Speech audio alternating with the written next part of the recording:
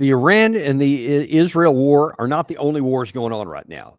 Every time things happen, like one of the things we always tell you on this channel is that everything is connected. You can't just talk about one thing in the Middle East, and then not talk about that there's also things that are taking care of it and happening in the Eastern European part with the Russia-Ukraine war, or even sometimes associated with what's happening in the Indo-Pacific, especially with China. All of those things are swirling around right now. And really every one of these regions we're talking about, something is going on right now. And so I don't want to get so myopically focused on the Israel and Iran situation, even though that is definitely what's trending right now because it's the hottest. It's not the only thing that's going on. And other things are happening in the other theaters that impact both of these. And then that this also impacts over, especially in the Russia-Ukraine war. So we're going to look a bit at some of that. So we're going to take the lens out a little bit broader today. But I want to start off with some breaking news that happened literally minutes ago in the White House, because everybody's been kind of waiting to find out, is the United States going to attack Iran? Are we ready to do that? Has a decision been made? Trump has been kind of opaque about it, but Caroline Leavitt from the White House podium just a few minutes ago said this. Now, regarding the ongoing situation in Iran, I know there has been a lot of speculation amongst all of you in the media regarding the president's decision-making and whether or not the United States will be directly involved. In light of that news, I have a message directly from the president, and I quote, "Based on the fact that there's a substantial chance of negotiations that may or may not take place with Iran in the near future, I will make my decision whether or not to go within the next 2 weeks." That's a quote directly from the president for all of you today. So we'll kick it off for questions. So that's just a few minutes. So there you have it. Is the answer is we're not going to go right now, but now he's bought 2 additional weeks, and he's going to continue to see if negotiations have a chance. It's hard to know whether we can take this at face value or not, or whether there's other things going on here. I'm always skeptical. Unfortunately, when I hear things officially from the White House or any official source, because these days so much of it is either misinformation, disinformation, partial information, deception. We want you to think one thing, but we're really doing something else. So unfortunately, that's just the world we live in right now. And as we always do here on this show, we always take it back to what's actually happening on the ground. What are people both saying and doing? And we're going to do that here today. So let me play for you something that Trump said. I believe it was from the Oval Office yesterday, related to what Caroline Leavitt just said with negotiations. They should have made the deal. I had a great deal for them. They should have made that deal. 60 days we talked about it, and in the end they decided not to do it, and now they wish they did it. And they want to meet, but it's a little late to meet, but they want to meet, and they want to come to the White House. They'll even come to the White House. So we'll see. I may do that. So, I mean, that's kind of rambling as it is. He said, well, they should have talked before. They had a chance, but they didn't, and it's kind of too late to talk now. But I don't know, maybe we'll talk now. What does he actually mean? What is his actual position on that? It's unclear. But that was yesterday, and so now then, just moments ago, Caroline Leavitt says that he's going to give negotiations and peace another chance. He's going to wait another 2 weeks before he makes that decision. Now, maybe that's the truth. Maybe this is one of those times where he's actually saying what he means, and he's actually trying to negotiate an end to this. I have severe doubts because we have Netanyahu, going lengths to say, no, this is something that we can't do. He's Netanyahu from today, when allegedly a hospital was targeted by Iran.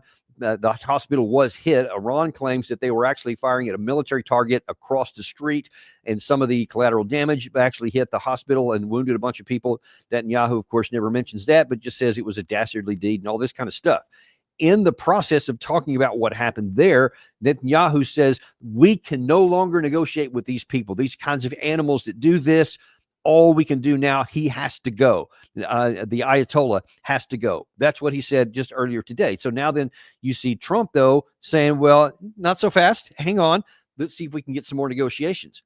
Now, listen, if negotiation was really your objective, if that's really what you wanted to do, then we had the perfect opportunity before Israel launched this attack, because Trump had already been saying in April that we had a good regime of talks going on with Iran. So Steve Witkoff had been talking with interlocutors on the Iranian side. There was some progress being made. The Iranian side actually said out loud that they are willing to negotiate with the Trump administration. There are some things they're willing to negotiate and give in on in order to get a deal. They said, if you're looking for some kind of guarantees that we won't get a nuclear weapon, we can do that. Straight up, we can do that. We can give those kinds of guarantees, but you cannot ask us to give up all reprocessing potential. Even the JCPOA that Trump didn't like had minimal amounts in here. Now, Israel says, no, you can't have that. You can't have any reprocessing. Okay, that's your opinion. That's your preference. I can see why you would want that. You would want to prevent even the theoretical possibility of anybody in your neighborhood ever getting a nuclear bomb. Makes perfect sense why you would want that. But there's a difference between wanting and being able to accomplish and being able to compel somebody else. Because the Non-Proliferation Treaty, the NPT, expressly gives every nation the right to reprocess nuclear processing, especially for nuclear fuel.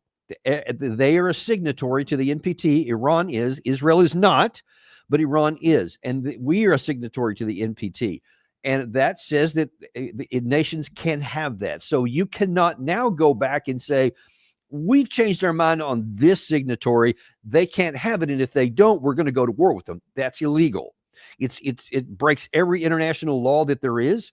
And it breaks even our own constitution. We can't go to war with somebody because we don't like their policies. We can't attack someone who hasn't attacked us because we don't like what they're doing on a treaty we signed and that we are part of as well.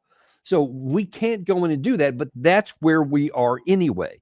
So we're saying, and they're citing as justification, we gave them a chance to negotiate, but they didn't take it. And so, of course, now all we have to do is kill them all. No, that's not what the rule of law, this international rule of law standard that we claim to want to hold everybody to. Folks, listen to me. If you want to compel people to adhere to international law or the rules-based order, you've got to follow it. It's got to apply to everyone. Otherwise, you have no moral authority to require compliance with somebody else when you yourself flout it with impunity. So we can't go down that road, or we shouldn't go down that road, because then I say you shouldn't and not you can't, because we can.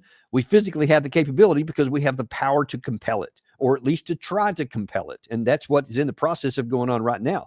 But see, here's the problem with Trump's statement now that he's going to give negotiations another chance because he had the golden opportunity prior to Israel launching this preemptive strike. Because Iran was willing to negotiate, but then Trump changed the goalpost again.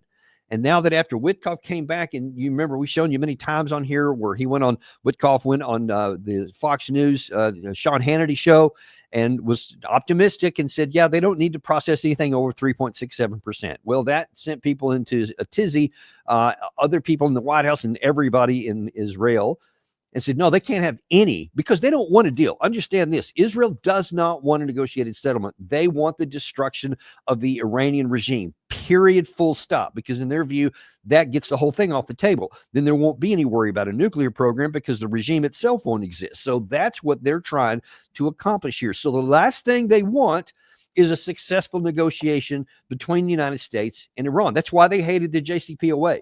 Absolutely detested it, even though it put severe constraints on Iran and it made it nearly impossible for them to get a bomb without everybody knowing about it long in advance.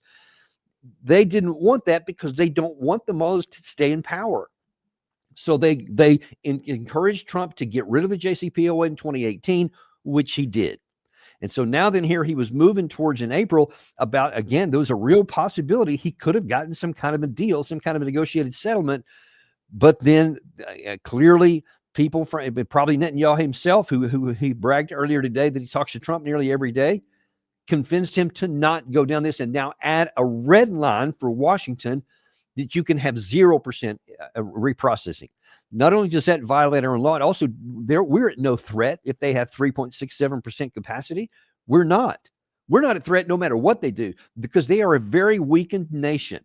That's important to understand. They were weak before all of the stuff, before 10/7/2023. They were very weak in the region. They were balanced out by other competing powers in the region. They pose no threat to us that we couldn't solve in a minute if they ever took any offensive action. So we were safe and we were secure.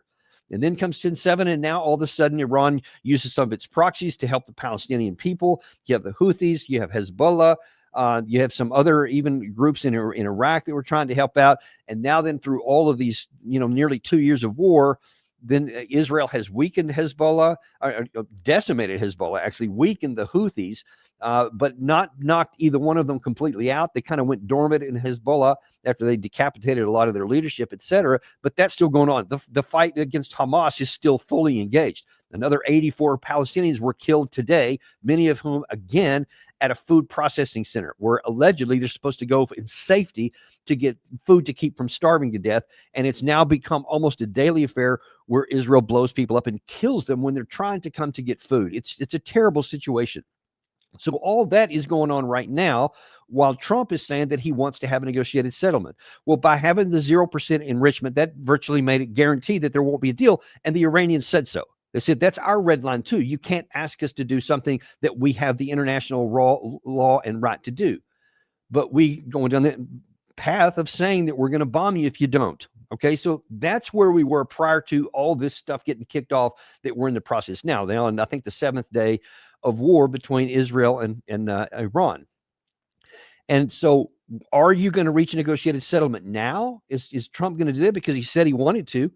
But how are you going to reach a settlement now when you had a much better opportunity prior to all this going on after Iran has been hit? Because now what you're asking them to do is concede and say from a position of weakness, even weaker than we were before, we're going to have a negotiated deal. And he's still asking them the same thing. He's asking them to surrender. And Trump has tweeted that, unconditional surrender. That's what he's asking for. 0% processing and only the terms that we issue you. That's what it means for unconditional surrender. The Iranians to this day still say, we're not going to do that. And if you attack us, if the United States joins in an attack, then we're going to respond. And that's a red line for us. Their ambassador, UN ambassador earlier today said that same thing. The supreme leader said that I think yesterday. If you attack us, it's game on, and we're going to be at war with you, and we will attack you and your assets, which we now know are very vulnerable in the region. And so one wonders, I saw a report this morning that there were apparently 2 more of these small bases in Syria were withdrawn, and we abandoned them. So on the one hand, yay, because I've been calling for that since 2019. And on the other hand, because it kind of looks like we're saying, okay, before we launch this here, let's reduce our vulnerability in the region by getting our troops out of these places where they're easy to hit. Because remember, I told you, many of these smaller outposts don't have any strategic air defense at all. Not even a little bit of like a Patriot or anything like that. All they have is stuff for like drones or something, which would be meaningless if a ballistic missile were to come in. Iran certainly knows that, so they could kill our troops with literal impunity if they wanted to. So it looks like maybe that Trump said this 2 weeks because he wants more time to get our troops out of the way, to get them protected in their bases, to get more combat power over there. That's the cynical look. That's why I say we always go back to what's happening on the ground. That is what's happening on the ground. Our troops are being withdrawn from some areas. Combat powers coming in. There are now either on station or about to be on station 3 aircraft carrier strike groups. 3. I believe it's the Nimitz, the Gerald Ford, and I can't remember the third. Maybe it is the Vincent. I can't recall. 3 aircraft carrier strike groups in the water or almost in the water.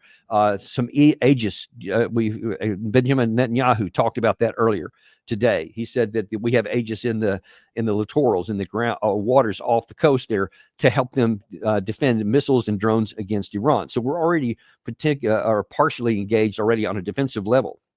But everything is coming down to, from the Israeli side, to the Fordo Center. That's the crown jewel, because that's where the majority of their reprocessing facilities, where they can change weapons and put them up to, they can change the processing and get it up to weapons grade, and actually can produce the fissile material for nuclear bombs apparently pretty fast. One wonders if they're actually doing it right now. We don't know. We don't have any idea what's happening on 300 feet under the ground at the Fordo Center. But that's also, there's another center that's over there too, and this gets complicated. Now we're going to start expanding the lens out here a little, and you're going to see where this gets together. First of all, we're going to look at what Putin said I think it was today, about the Russian activity in Iran. Is Iran, and Gary, I'm a little out of order here, is Iran going to, or is Russia going to abandon Iran and back out? We've all been wondering what Russia was going to do. Well, Putin gave us a clue here to what he's not going to do. И были эти контакты. Я думаю, что завтра, послезавтра будет. Мы продолжаем наши отношения. Это первое. А второе, я уже об этом сказал. Наши специалисты работают в Бушере.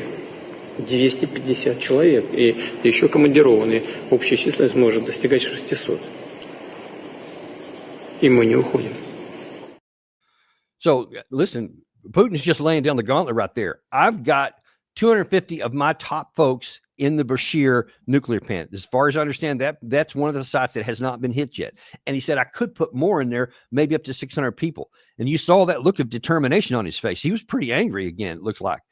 And he goes, they're going to stay there. We're not leaving, meaning if you want to attack the Iranian infrastructure at Bashir, and there's got to be something important there, or Russia wouldn't send their folks there, then he's basically saying, you're going to draw me into the war. You go in there, whether the U.S. or Israel, and you kill Russian soldiers when I have now publicly said they're there, and you go in and you kill our people, now you have the possibility of drawing Russia into the war. Understand that there is the possibility to draw Russia into the war. And so that Russia hasn't given them any ammunition or weapons that we know of. There's some claims that they've given them some other air defense systems, which they haven't used yet. They're allegedly, some of these things are protected and they will only pull them out and employ them if the Americans come in there so that they can actually take down some of our aircraft. We'll see if that's true or not. I don't have any idea. I know that's what's being reported, but now here you have publicly Vladimir Putin saying, I've got my guys here at this important site. Do not touch it. Now, if you don't take that site out, and if you can't take out the site at Fordo, then you, by definition, are not going to accomplish your objective of taking the nuclear card off the table. Because if you leave Bashir and Fordo undamaged into where they can still function, then you cannot guarantee that Iran is going to have a nuclear weapon. You just can't, because they're going to have it. They've damaged a number of others. I think in Natanz and some other places, they've hit lots of military sites, but they haven't been able to take those sites out. And if you don't take those out, then you see that by definition, Israel can't accomplish its goals. So the question is going to be, is Israel willing to risk war with Russia? Are they willing to take out that site with Russians in it? Is the United States willing to do that? Is that one of the reasons why President Trump has delayed now? Because the reports were that Trump and Putin had a phone call a day or so ago. Maybe Putin was telling him, I got my guys here, you touch those, and it's going to be game on elsewhere. And by the way, now then let's see, how does this in fact affect the war between Russia and Ukraine? Well, in many ways and a lot, because certainly if you've seen it, the Wall Street Journal reported that Israel already in the 6th day of this war is running short on interceptor missiles because Iran keeps firing so many. A lot of their older ballistic missiles. We don't know for sure how many they have, how many are in their inventory. It may be a few thousand. It may be tens of thousands. Depends on who you ask. All kinds of claims about what they have underground.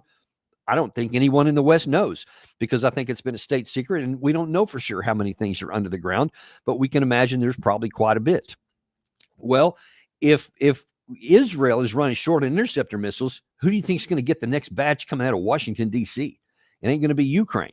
Volodymyr Zelensky is begging for that stuff. He's been begging for it for years. And especially over the last few months, he's desperate because Russia is on a long-range air campaign to take out energy sites, military sites, ammunition depots, etc., all over Ukraine, and they're doing it with near impunity because Ukraine doesn't have enough air defense systems. They don't have enough systems or interceptor missiles. And you had Zelensky about a week or so ago was complaining that allegedly 20,000 interceptor missiles that were promised by the previous Secretary of Defense, Lloyd Austin, he said was redirected to Israel. And now then they're even running low on those. And we've shown you a lot of that video that Gary has about, how when these Iranian missiles coming in, how you just see this missile after missile after missile go through from some of these batteries going up.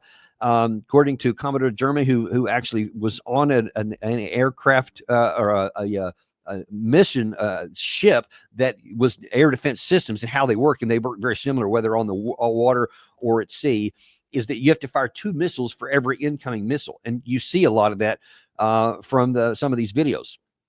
Well, if Israel's running close, then that means that Ukraine ain't going to get any. Because I can promise you with everything in me that the White House primarily prioritizes Israel over anything Ukraine. We were already tiring of the situation with Ukraine, and now then Trump is aware that the war can't be won anyway. He already knew that. And now then he's going to be faced with, well, do I continue to send more good money after bad and limited missiles that we have in order to go to Ukraine when I know it's not going to make any difference in the war there, and when I know it could be decisive, he thinks, in the Israel war, he's going to send them to Israel. I can assure you that.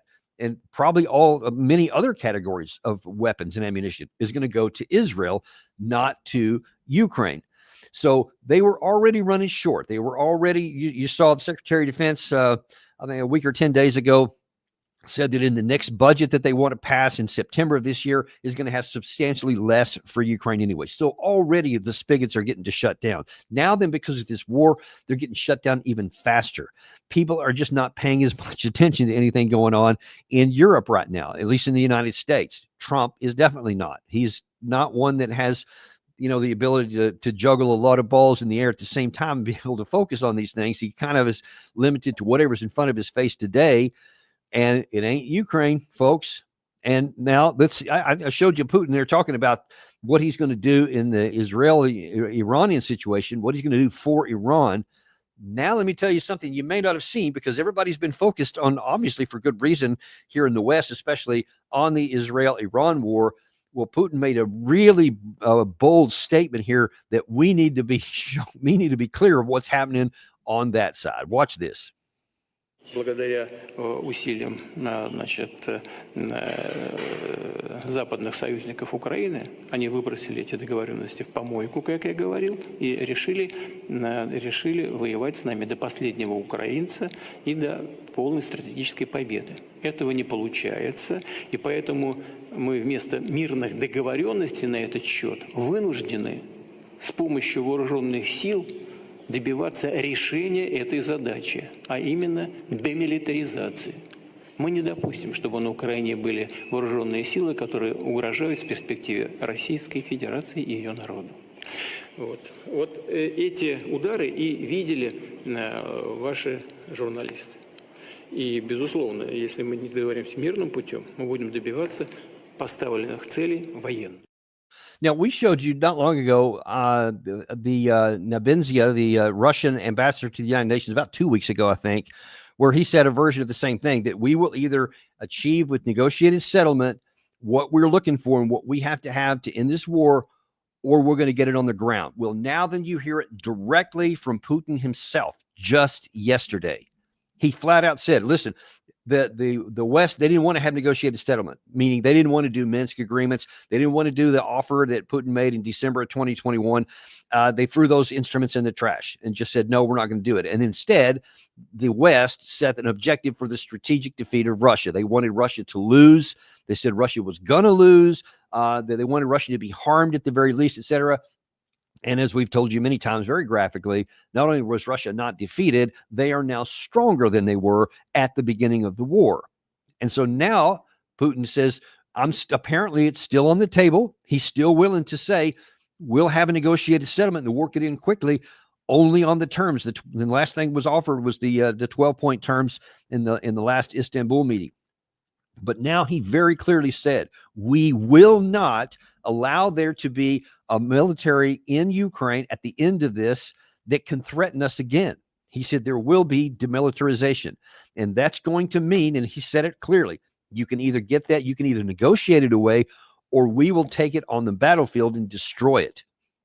That's what he's been doing here. So at the same time, he's still fighting this one here. He's putting his country on the line in the Middle East and saying, I am not taking my eye off the ball. I am doing both these things at the same time. And he apparently believes he has the combat power.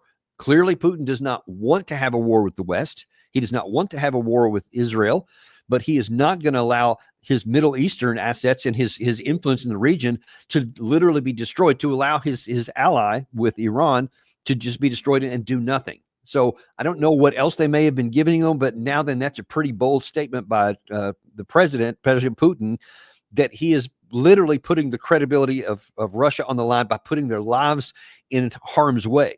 He sent his nuclear scientists into this area, into this specific asset in Bashir, and said, basically, I dare you. At the same time, he's saying, and I'm going to be moving here. So now then you've got President Trump. He can't just focus on what's going on here. He's also got to focus on what's going on over here, because Russia is continuing to move forward.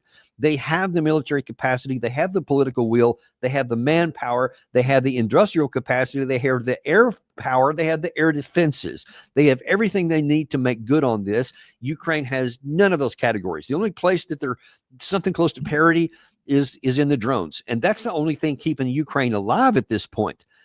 And you can't have parity in one category and a radical disadvantage in the other categories and all the other categories and even hang on.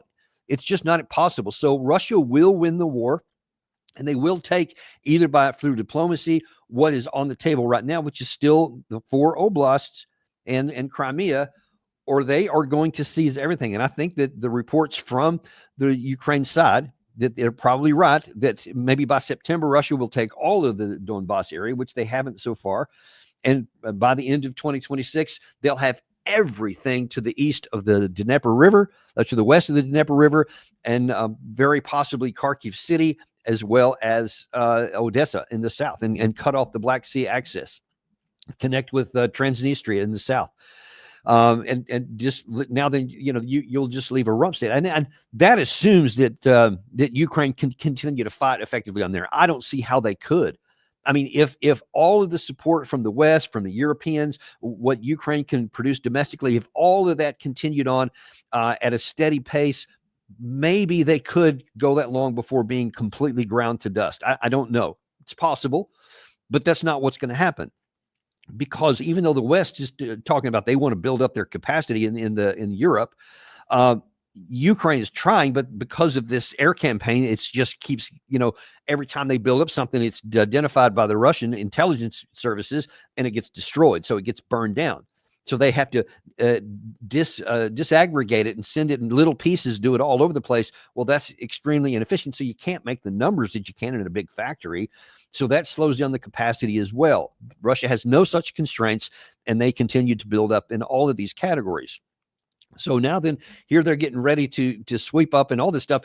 And the Ukraine side will soon lose what the Americans had, because we simply don't have, listen to me carefully, the United States does not have enough ammunition, whether that's offensive or defensive missiles, and the industrial capacity to make more, to sustain a war for Ukraine, to sustain a war for Israel that could be open-ended, and potentially our own war if we get involved in the Middle East with Israel against Iran. We don't have that capacity.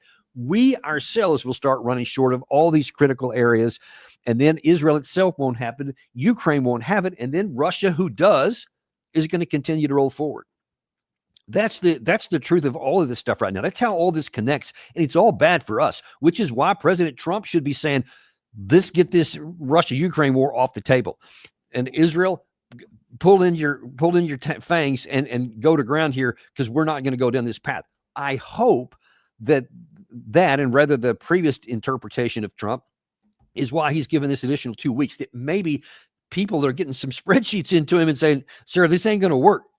I get what you want to do. We don't have the capacity to do it. So don't start something that you can't finish. Hopefully that's what's going on, and we can get that. That's what Trump, if he cares about the other 3.5 years of his administration, he needs to get these wars off the table right now by the most efficient means possible, so that he has a chance to focus on these others. Otherwise, he's going to lose the war to Russia. They're going to win it. So we're going to, by default, be seen as losing it. It will be on his charge. You can't blame Obama or Biden on that one. That's going to be yours. You've already owned it because you didn't get rid of it already. So it's already yours. And if it loses, now you get blamed for it. You can't win this war, I don't think, in the Middle East. At least there's a very low chance of it. That all Iran has to do basically is survive, just like the Houthis did. We tried all this stuff to try to keep the Red Sea open, didn't do it. So we just washed our hands of it because we couldn't stop them. That's just the Houthis. You see, Israel has tried to destroy Hamas. They haven't. After nearly 2 years of war, they still haven't done that. And then you think that now the much bigger Iran, it's whatever it was, 16 times, I think it was, bigger than Israel. and massively bigger than the Houthis, that somehow we're going to knock them out with a week or two of missile strikes? I mean, that seems pretty unlikely to me. You can expend all of your stuff, spend billions of dollars, and then fail there too. And then now, because you focused on there and you've split your own coalition at home, now that you're going to fail on the domestic front. You see where this is going, folks. If Trump keeps going down this path, he's going to harm himself. He's going to harm his political party. He's going to harm the Americans. He's going to help lay the foundation for the loss of huge numbers of Ukrainian citizens, more of their troops. And then Israel itself is going to remain in this messy cauldron, most of which is its own making. And there's not going to be any solution, not any end to it. So there won't be any peace for Israel, because they want to kill their way to victory, and they're not going to. Folks, it's just not going to happen. There's no rational path to it. It's all they're doing is building up even more. And unfortunately, there are those in the United States that don't want to hear that. In fact, we have Lindsey Graham, who certainly doesn't care about anything in the Russia-Ukraine war, has no interest in seeing that war come to an end. But in this one over here in the Middle East, he's like saying, we ain't gone far enough yet. The days of expecting Israel to sit on the sidelines and not go to the heart of the beast are over. Take this regime down, make the world a better place. Take the regime down. Like, that's all you got to do, man. Just say it. See, he thinks this is Syria. He thinks it's Bashar al-Assad, and you could just kind of lob a few missiles in there and maybe arm some opponents of Syria inside there, and bam, in only 13 years, then you have a regime change. And now who's in charge there? Commodore Jeremy, on our previous show, pointed the painful fact out that the guy who's in charge there now in Syria, a guy named Jilani, was himself an Al-Qaeda fighter. He was an ISIS fighter. And now he's changed his stripes and he's put on a suit and cut his beard and looks all nice and stuff. And now he's gone to Western leaders, but it's the same guy. It's far from sure that that's turned into a really good thing. He's trying to play nice with the West right now because he needs their money. We'll see how long that lasts, but that's the kind of person that you have in charge. And they have already gone through some pogroms and some purges that's killed a lot of people, Alawites, Christians. Lots of people have been killed in Syria as he tries to consolidate power. Wouldn't surprise me at all if even his coalition eventually turns on each other. Happens a lot in that part of the world. We'll see. But that's all we have won so far after 13 years in Syria. And if you think that's going to happen in Iran, we already have some experience with that when the CIA supported the coup against the Mossadegh in 1953, which brought the Shah into power, who was very Western friendly. We loved him. It was good business for a while, but he turned out to be an autocrat himself and a horrible leader, and was horrible to the people in Iran. And that's what gave rise to the revolution that led to the mullahs in 1979. So there's no reason to think that you're going to have some new Western person that's going to change the dynamics of, some large portion of the population. A lot of the population does want something like that. They don't like the regime at all. They hate the regime. They've been trying to protest against it for decades without success. So there's a lot of people that would support that, but that's something that they've got to do internally. If you force it from the outside and you think it's going to turn out good, it's probably not. If it succeeds at all, it's probably not going to turn out well. It is. But and Lindsey Graham has no concept of how hard it is or how would we even do that. And you want to go on this situation, we're just going to assassinate everybody we don't like. Listen to me. Listen one more time here carefully. Right now, that's easy for him to say. It's easy for us to call. Lots of people support that in the United States and in the West, certainly in Israel. Just assassinate everybody you don't like. And, it's funny. When we do it to them, we're like, yeah, that's cool, man. That's a legitimate tool of war. We can get it done. But when the shoe is on the other foot, we have a rather different view. I want you to watch this video between Tucker Carlson and Senator Ted Cruz talking about what it would be like if it happened on the other foot. I'm asking about your allegation and the Prime Minister of Israel's allegation that Iran is trying to murder the president. Killing terrorists is a good thing. Killing people who are trying to murder Americans is a good thing. Because if you're America first, you want to protect America, and so killing Osama bin Laden was a fantastic. But you don't day really for the believe world. that they're trying to murder Trump, or you? Yes, I do. Yes, I do. Then why aren't you calling for military action against Tehran right now? Because they're not very effective. In terms of hitmen, their hitmen are not very effective. I do think... So they're hitmen, but not the bad kind, the efficient kind? No, what are you saying? They're a weak country who is on its knees, and I think we need to... Then why are we so afraid of them? Why are they the biggest threat if they're a weak country that's on its knees? Because they're trying... I'm trying to keep track. They're trying to develop... Be a little less snarky. I know, you're right. That is a problem that I have. I'm sorry. Be a little less snarky. I mean, you see Tucker was just carving up one side and Cruz was just playing right into his hand. I mean, it was kind of embarrassing to see, but you see Cruz is ready to say we should go to war with Iran because they allegedly tried to assassinate Donald Trump. Well, you realize that Trump did assassinate their version of the chairman of the Joint Chiefs of Staff, Qasem Soleimani in January 2020. So that's already on our ledger. And now you see Israel has just been assassinating people left and right, both in this conflict as well as in the Hezbollah situation. And listen, you make that a normal part of war. Why in God's name do you think that our opponents won't adopt it? And so whether Iran was doing it, I don't have any independent knowledge. I've read the reports. Some claim they did. Some say it's all made up. I don't know. Maybe they did. Certainly, you would see they had motivation because you assassinated some of their folks here. You've assassinated some of the leaders of their proxies, et cetera, with Nasrallah and several other people in the Hamas movement, no matter where they were, et cetera. So it's a routine part of what we're doing here. And now it's easy. They don't think about it as killing anymore. It's just take them out. And so killing is somebody else's really easy.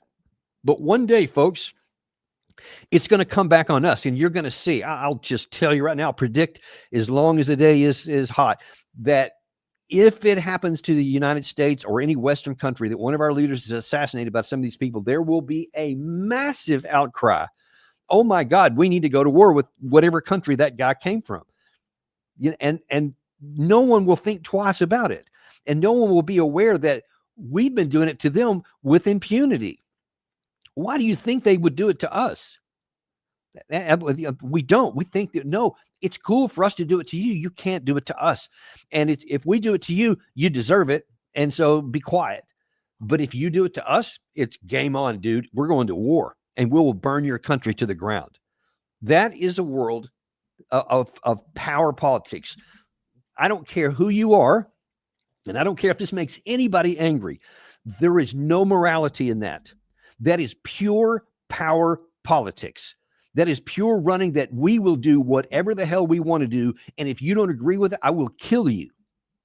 That is not the kind of country I want to be a part of. That is not the kind of system that I want to be a part of. Do not insult me by saying we want all these countries to follow this rules-based order that has been, keeping the world good since the end of World War II. That is BS. Don't say that anymore, because your actions that you see Cruz talking about there, that you see Lindsey Graham talking about there, that you see Benjamin Netanyahu talking about there, and maybe Trump doing the same thing. Maybe he's getting ready to do the same thing and launch a war, even though he was elected not to start wars, elected to get us out of the wars that we're fighting. He said he was going to get us out of Ukraine and end that war in 24 hours. And now here we're rolling into the 4 months, I guess close to 5 now. And there's still nothing to show for it. He hadn't taken any action. He has plenty of ability. He could have done a lot to stop the slaughter in the Gaza Strip. Instead, he seems to have fed it. He could have stopped this war from happening here. Instead, he seems to have greenlit it. And now then you see that he's either impotent, he can't stop it, or he's complicit in it. I don't know which, but all I can tell you, folks, is what's on the ground here. When you see words coming out of people's mouths like that, and they're enthusiastic about assassinating other people and leaders of other countries that they don't like, and then crying foul when it happens to them. That's not the kind of a world that we want to live in. And if you want to be the shining light on the hill like we used to be, at least Reagan aspired to it. And many of our people, most of our people aspired to it. We actually wanted to. The policies were often, bad and inefficient, but the heart was good. And we at least tried, for the most part, to actually be that way. Now we're not. Now it's just about power. But we don't want to call it that. We don't want to call it American empire. We don't want to call it any of these things. We still want to have the language and the cloak of that we're the moral one. We're the one that are trying to do the right thing. And it's those evil guys everywhere else that are that's at fault. Look at what's actually going on. Look at the policies that we're advocating. Look at the actions that we're taking. And then you tell me, look in the mirror, and you honestly, even if you're one of those who's probably angry hearing this right now, look at the actions and tell me I'm wrong. Look at you can say that these other people are wrong too. It's not one or the other. I'm definitely not defending anything that Putin's doing. I'm not defending anything that the Ayatollah is doing. I'm not defending anything that happened with Hezbollah or Hamas or the Houthis. I'm not defending a single one of those. What I am telling you is, in fact, the only thing that I'm not defending anything, but I'm telling you, if we want to be the moral people that we claim we are, then we have to change our policies. That means you don't get to do everything that you want. That means if Iran doesn't do everything that we want, we just don't kill them. That doesn't mean that if Russia doesn't do what we want, we keep sending more ammunition and weapons so that their soldiers can keep getting killed. And then we want to have this degree of separation going, we didn't do nothing. We're innocent in all this. We're just helping these guys out here. That works for your population. Everybody else in the world sees it for what it is. You're just using the tool of Ukraine to kill Russians. That's all there is to it. It's black and white, folks. There is some moral clarity here. It's not hard to see. This is not the kind of country I want us to be. This is not the kind of West that I want to be a part of, that I want to put forward. I want us to have better than that. I want us to be better than this. I want us to do the right thing. I want us to have that moral stand so we have the moral power, so that we have the ability to try and coerce people to do the right thing in other countries, because we ourselves live by the same standard that we're trying to impose on you. Then you actually have some hope for that. Right now, we've got none. Right now, these seeds that we've been seeding by assassinating people left and right and joyfully calling for the deaths of others abroad, folks, it's just human nature. It's human history. One day, that stuff's going to come back on all of us, and we won't like it then. And then there could come a time, especially if the economic situation deteriorates and we go through a severe economic recession or possibly even a depression. And all of a sudden, we don't have the ability to fund all of these things, and we start falling back because we just don't have the capacity. There are going to be those who eagerly take advantage of that. And then we may end up on the receiving end of some of this stuff. And I promise you, we won't like it then. So let's don't find out. Let's don't get to that point then. Let's start to right the ship now before it's too late. Trump has bought us a couple of weeks, apparently. Let's do everything that we can to encourage that to turn into actual diplomacy. I don't care what Israel wants. I care what's good for our country. And what's good for our country is not getting into a war with Iran and saying, if you want to keep fighting, have at it. That's your deal. I don't recommend it, but you're not going to do it with any more of our stuff. And then we'll see how fast they find a diplomatic solution as well. Same thing in the Gaza. You start shutting off our weapons, and now then no more supplies from us, and you're not going to be able to continue on this open-ended thing where you're just slaughtering people every day. You can't do it. They don't have it. They don't have the industrial capacity of their own without the United States to do that. Same thing for Ukraine. You can do all of that. We have the power. Trump does have the power to turn this stuff around in a positive direction by just using the leverage he has and doing what's right, doing what has a chance to succeed instead of all these other things that don't have a chance to succeed. It's better for Trump, even if you take the morality out of it, even if he doesn't want to do what's right. This is what can work. And it has the benefit of being right too, because it ends killing and the death and destruction all over the place, and it's not going to solve anything. So don't reinforce failure, because right now we're reinforcing failure all over the place. And we haven't even talked about the Indo-Pacific. That could blow up at any time, and especially if some other things start falling apart, because China's also helping Iran. Apparently, they've been sending some supplies in just the last 2 or 3 days. We don't know how far that's going. We don't know for sure what all that includes, but they're paying attention. They're involved. As I told you, they have incentive on the regime not falling. So it looks like that they're doing something to help them out. We just don't want to add another disaster to this. So I really hope this 2 weeks turns into something good, and that, God willing, some common sense will fall into Trump's circle, and he'll make the right decision. We will see, because we're unintimidated and uncompromised, and we will bring you the truth no matter what it is. And we will bring you any news that's breaking. If anything changes, if anything comes out of the Middle East or the Russia-Ukraine war, etc., we're going to bring that to you. Thank you very much for joining with us today. Please understand or know or remember that we are also on a podcast, because I know a lot of people like to get their information from a podcast. They don't have time to watch the video all the time. Apple Podcast, Spotify, Podcast Addict, type in Daniel Davis Deep Dive, and you'll find us waiting there for you. Thank you very much, folks, and we'll look forward to seeing you on the next episode of Daniel Davis Deep Dive.